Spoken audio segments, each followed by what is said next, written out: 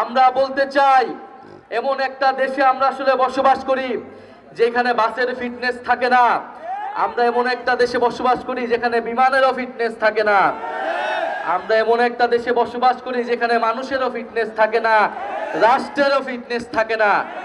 শেখ হাসিনা একটা ফিটনেসবিহীন রাষ্ট্র আমাদের উপরে চাপিয়ে দিয়ে গিয়েছে, এই প্রজন্মের উপরে চাপিয়ে দিয়ে গিয়েছে। আমরা একটা নতুন বাংলাদেশ, নতুন বন্দোবস্ত প্রতিষ্ঠা না হওয়া পর্যন্ত আমরা 5ই আগস্ট যে গণভবনে গিয়েছিলাম, আমরা যেই লক্ষ্যে মার্চ টু ঢাকা করেছিলাম, সেই লক্ষ্য অর্জিত না হওয়া পর্যন্ত আমাদের লড়াই চালিয়ে যেতে হবে। আমরা বিপ্লব এবং গণ অভ্যুত্থানের মধ্যে ফ্যাসিবাদকে উৎখাত করেছিলাম। আমরা এখন গণতান্ত্রিকভাবে, নিয়মতান্ত্রিকভাবে আমরা সংস্কারের মাধ্যমে নতুন বাংলাদেশ প্রতিষ্ঠা করতে চাই। প্রিয় সুনামগঞ্জবাসী, আপনারা দেখেছেন কিছুদিন আগে মাইলস্টোন কলেজে বিমান বিধ্বস্তের মর্মান্তিক ঘটনা ঘটেছে। আল্লাহ তাআলা এই পরিবারগুলোকে, যে সকল শিশু মারা গিয়েছে, তাদের শোক সন্তপ্ত পরিবারকে আল্লাহ ধৈর্য ধারণ করার তৌফিক দান করুন। আমরা বলেছি এই প্রজন্ম, আমরা ভবিষ্যৎ প্রজন্মের জন্য একটা ফিটনেসবিহীন রাষ্ট্র দিয়ে যেতে পারি না। এটা আমাদের দায়িত্ব। আপনাদের সন্তানরা যারা জীবন দিয়েছে, যারা আজকে এখানে একজন শহীদ পরিবারের বাবা রয়েছেন, শহীদ সোহাগের বাবা রয়েছেন, যারা রাস্তায় জীবন দিয়েছিলেন, তাদের জন্য হলেও, তাদের আকাঙ্ক্ষা পূরণের জন্য হলেও আমরা মুজিববাদী, ফ্যাসিবাদী রাজনীতির বিরুদ্ধে সংগ্রাম করেছি।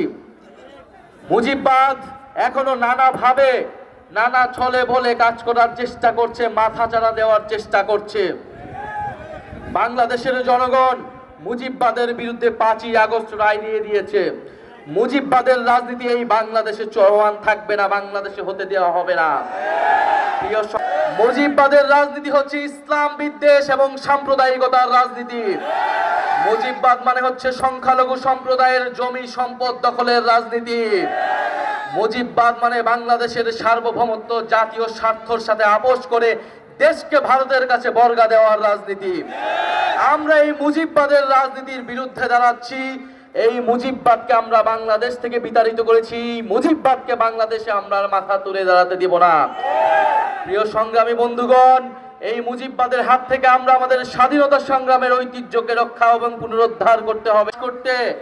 আপনারা গণভবন ঘেরাও করেছেন, আপনারা শেখ হাসিনাকে উৎখাত করেছেন। আমরা মনে করি এই বিজয়ের, এই ফ্যাসিবাদ বিরোধী লড়াইয়ের প্রকৃত বিজেতা হচ্ছে আপনারা, সাধারণ মানুষ, সাধারণ জনগণ। গণ অভ্যুত্থানের আকাঙ্ক্ষার প্রতি শ্রদ্ধাশীল হয়ে সংস্কারের প্রতি সহমর্থন এবং জুলাই সনদ অবিলম্বে ঘোষণা করুন। জাতীয় নাগরিক পার্টি সংস্কারের পক্ষে রয়েছে। আমরা মনে করি রাজনৈতিক দলগুলো, বিএনপি সহ অন্যান্য দলগুলো যথেষ্ট পরিমাণ তাদের অবস্থান থেকে সরে এসেছে। আমরা এই জন্য ধন্যবাদ জানাই। আমরা ভালো কাজের ধন্যবাদ জানাই এবং খারাপ কাজের জন্য সমালোচনা করি। আমরা মনে করি উচ্চ কক্ষে পিয়ারের মাধ্যমে, যে জুলাই সনদটা আটকে রয়েছে, উচ্চ কক্ষ পিয়ার প্রতিষ্ঠার মাধ্যমে এই আমরা সংস্কারের ঐক্যমত্যটা বাস্তবায়ন করতে পারি। আহত যোদ্ধাবৃন্দ এবং শহীদ পরিবারের সদস্য যারা রয়েছেন, আসসালামু আলাইকুম।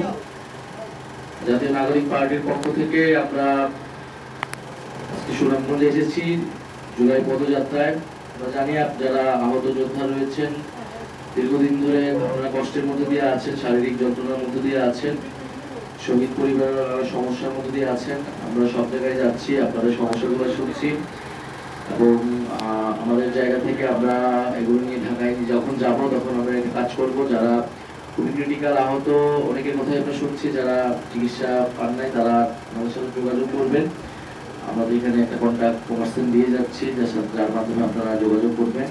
শহীদ পরিবাররা যারা আইনগত বা মামলাজনিত বা রাজনৈতিক নিরাপত্তাজনিত কোনো সমস্যায় আছেন, আমরা আমাদের স্থানীয় সংগঠনকে আপনাদের সাথে যোগাযোগ করবে। আমরা আমাদের জন্য দোয়া রাখবেন। আমরা কাজ করতে চাচ্ছি আপনাদের জন্যই, নতুন দেশ গড়ার জন্যই। আর সর্বোপরি বিচার, সংস্কার এবং নতুন সংবিধানের দাবিতে আমাদের এই উদ্যোগ। আমরা জুলাই ঘোষণাপত্র এবং জুলাই সনদের জন্য আপনারা আপনাদের জায়গা থেকে সরব হবেন। আমরা ইনশাল্লাহ আশা করি যে আমরা 5 আগস্টের মধ্যে এটা পাবো।